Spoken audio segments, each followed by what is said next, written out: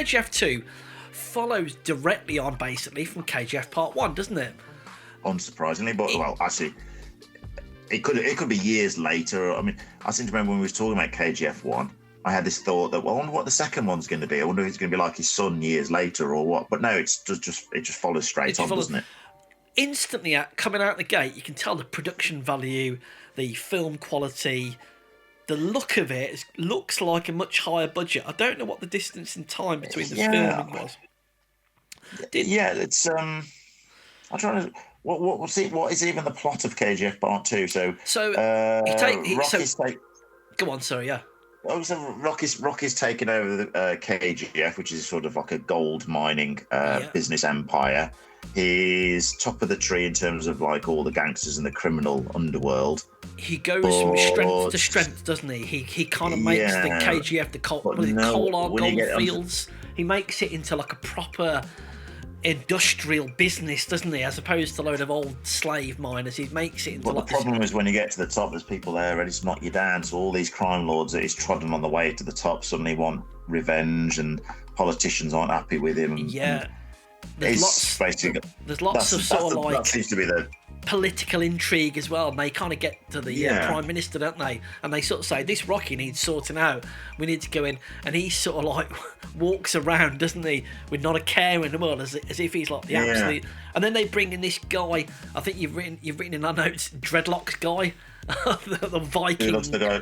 Yeah, there's a child looks like a Viking. So the general plot for this one is more people trying to take down Rocky, and it fairly early on he kind of gets taken down, and then he has to sort of fight his way back again, doesn't he, really? A little bit. At just sort of 45 minutes in or something like that, maybe he kind of gets shot and he's injured, and it's like, oh, he's lost his empire, oh no. The people are all sad because he's like, oh no, he's leaving us, he's going away, but he just goes off and fights back. Anyway, that's the sort of gist of it. Yeah, in terms of looks, when you're saying, well, what does this look like compared to the first one?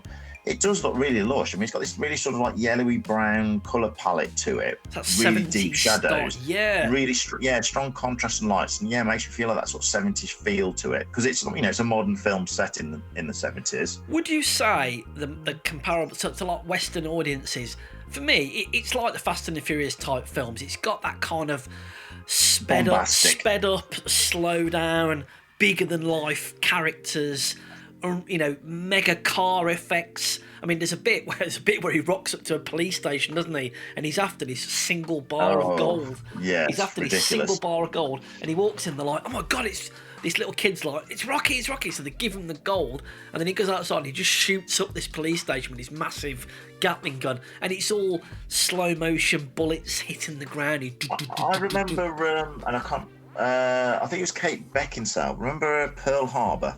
The Michael Bay film. A little bit. I've watched it once. Yeah. I think someone was. It might have been Kate Beckinsale herself talking about it, saying in a Michael Bay film, someone receives a letter. You can't just film them in their house opening a letter. You have to be sat on a rock at sunset reading the letter with a flag flying behind you. Yeah, and that's what this is. This film is that. You can't just walk down a street. It's got to be a slow motion with loads of people behind you walking down the street, some big close-ups, and you smoking a cigarette, looking cool, and slow motion of your hair, really low camera angles, which make everyone look huge. It does that a lot. I mean, one of the things I was really glad with this second one compared to the first one, it didn't have that completely mad, fast editing where no shot lasted for more than a couple of seconds. Yeah, this is a lot better edited. But it does have this problem where every letter is somebody on a rock with a sunset. It's like that. Every scene is epic, isn't it? It's like huge. Yeah. So what stopped me from enjoying this too much really was it felt like everything was turned up to 11, and not in terms of necessarily massive set pieces or action or anything like that. It's just every single scene, every dialogue scene, every scene is just turned up to 11, and it's almost like it's like can't catch your breath, can parody. You? It's just so close to being like laughable. There's a bit, isn't there? There's a bit in there where he goes to see the Prime Minister, and he rocks up and he's like, look, here's a folder of all the crimes I've committed. I want you to arrest me. But he walks in. I mean, every scene of him, the amount of outfit changes he has in this film is unreal.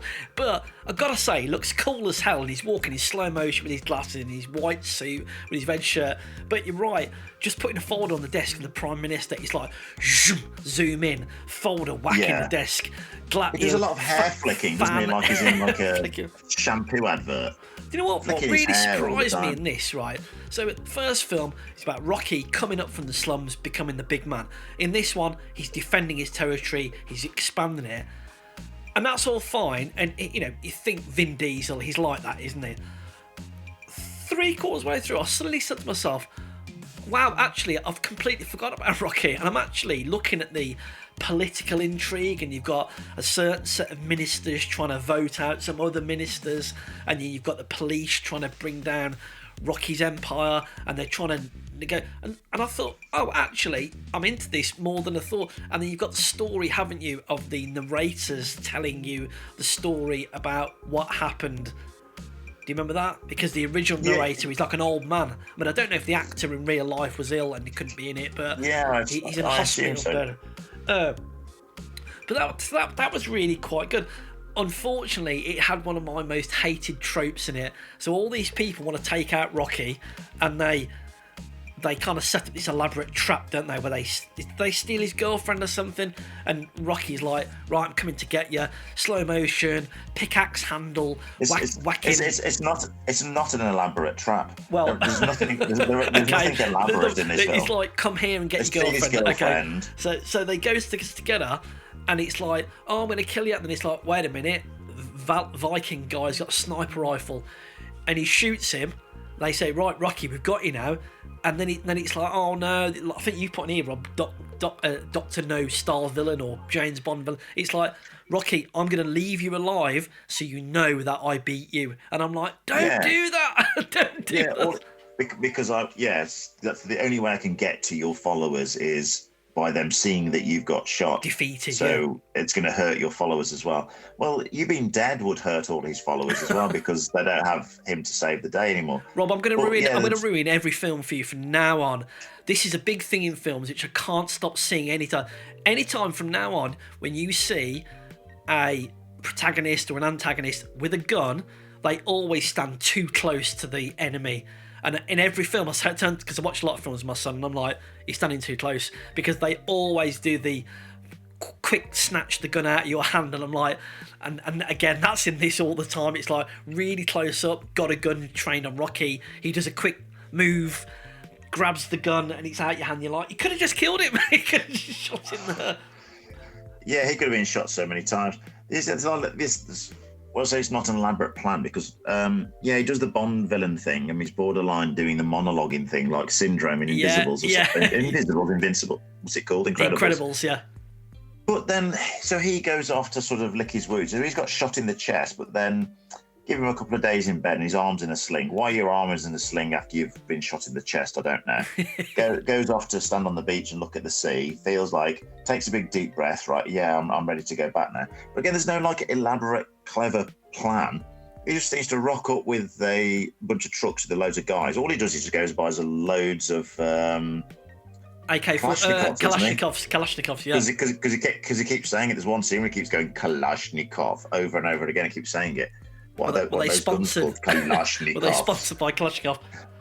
And all you do is you just you want revenge. Just the bad guys just had more guns and they shot me, so let's get more guns than him and go back and shoot him this time. And I'll fire a rocket launcher at him. The Viking bad guy who's already walked across a rope bridge on fire. Yeah, he's a badass. Yeah, gets hit by a rocket launcher. I thought that's him. We've just seen a rocket launcher fired at him. But then he reappears later on. Yeah. What the hell? There's quite now again. This has got to be Indian films. I'm sure anyone listening will tell us this. We've seen this ourselves. The amount of extras and sets are huge. Loads. Yeah. I love it. I look from the technical aspect of the films. It's like these films are so big. You mentioned before, Rob, I don't know if it was KGF Part 1 or this one. You said Rocky's not really a likeable guy, is he? He's kind of all sort of ultra macho, growling at every scene. But there is a scene in this, and I thought that explained it quite well. And it's him remembering his dying mother, isn't it? And he said, to get to the top, I've had to become the villain, or I've had to become a bad guy to get what I need. And I thought, oh, that's quite a nice little story beat, that is. That actually he sort of lost himself, hasn't he, on his way up, and he's had to become a killer, a murder, a drug lord, a gold merchant. I think it's just. I just think the way he bounced back so quickly from being shot in the chest. That the problem for me there is, I don't like you. You have these completely infallible main characters. It's like they're overpowered, aren't they? They're OP. It's the problem why it's hard to care about Superman in the movie, because how can you ever be stopped? They should have just had 6 months later, and that would have done, wouldn't it? You know, the bad guy's got to be bigger than the good guy, so you can feel he's got some sort of challenge. Like, how is he going to manage this? But there's never a sense for me. It's like, oh, how is he going to get back again? You just know he's going to be able to just beat everyone up in a cool way. So after the first film, having the second film with more of the same, I just think that they needed to put like a chink in his armor somehow. They need to make him fallible, and they don't. What do you think of the whole there was advice on dating that this film gives you? No. If you want to date a girl, kidnap her. Yeah. To be fair, put her in a palace in the lap of luxury, but after a while, she will fall for you. It's Beauty and the Beast, isn't it? It's that kind of thing. Although what I will say, Rob, I never thought about that. It is Beauty and the Beast. Just kidnap the girl and eventually smoke them around. Without spoiling it for anyone who hasn't watched it, quite near the end, the story beat about him and his girlfriend, I wasn't expecting that to happen. That surprised me. True, yes, true, yeah. I mean, I was losing my interest a little bit with this. I was finding a bit of a struggle to get through. But then, yeah, there is a bit of a twist, which did sort of make me sit up a little bit like, oh, what the hell? And then there is that thing of, the two main guys battling. And that was a cool ending scene. I think did you like that, did you? Say again, sorry. What their big fight? To be fair, I just had 2.5 hours of exactly the same thing, so maybe there's a little bit less of that going on. But I did quite like put it this way, I watched Hobbs and Shaw, and it was way better than Hobbs and Shaw. It's slow motion, having a fight, in a dust cold field. That is the closest thing, isn't it? We watching these.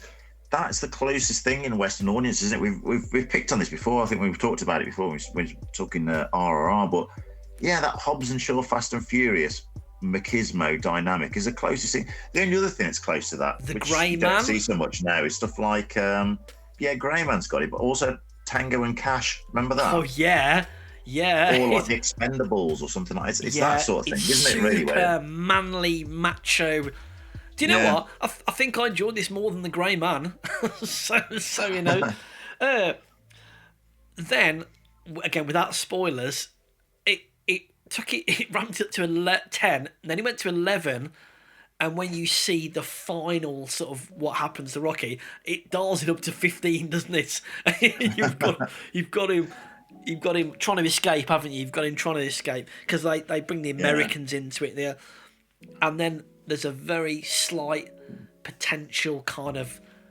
Is there a KGF Part 3? There's like a teaser, isn't there? It's kind of teaser. I mean, I can see where they've made the canvas broader, haven't they, for this one? It's just like, when they're bringing all the sort of politics in.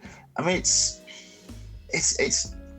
long. So it's nearly 3 hours, and I don't think there's enough story here to justify nearly 3 hours. Yeah, it's set piece after set piece after set piece after set piece. Yeah, it could be done a lot more efficiently. I think it feels like if you just dropped in and watched a random 10 minutes of it, it's hard to fault, because I think it's well made and it looks good.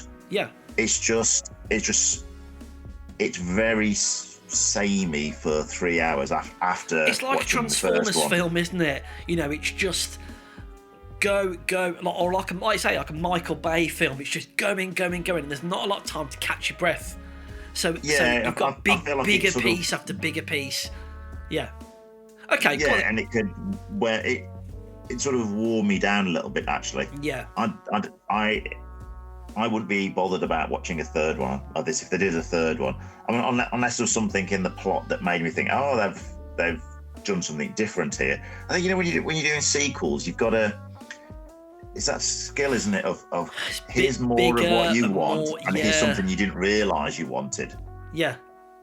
You know, like they're like, you know, you look at the great sequels from Alien or Godfather or Star Wars Empire Strikes Back, you know, these great sequels. It's like there's Terminator 2. Different. Here's more of what you want, but here's something you didn't realise you wanted, as well as giving you something fresh. And I don't think this does that. I don't think it builds on anything. I would watch one, not now, but if it comes out in another year or two, I probably will watch a KGF 2. Go on, Rob. How many 70s sunglasses, big 70s sunglasses, do you think you'd give this one? I would give it 4 out of 10. Oh, that was harsh. I didn't think it was that bad. I enjoyed it more than I thought. It was just not for me. Yeah, sort of 6, 7 for me. It was. If you've watched the first one, you'll like this one. In fact, I'd say this is better than the first one because the production value was better. It had a nice. I don't know if it was a 4K transfer, but it had a good-looking HD transfer. I think it's better made than the first one. It didn't infuriate me. Where the first one, I felt kind of like angry watching this. Like, this is doing my head in. This is really frustrating me. Whereas this one, it didn't do my head in. I just felt like by the end of it, I just felt like a bit tired and worn out a little bit. That it's just like, oh, that could have just got a move on. You could have shaved 20 minutes off that easily. I think it feels like the indulgent director's cut. I felt like I was watching a director's cut, and I'd rather watch the theatrical cut of it. Yeah.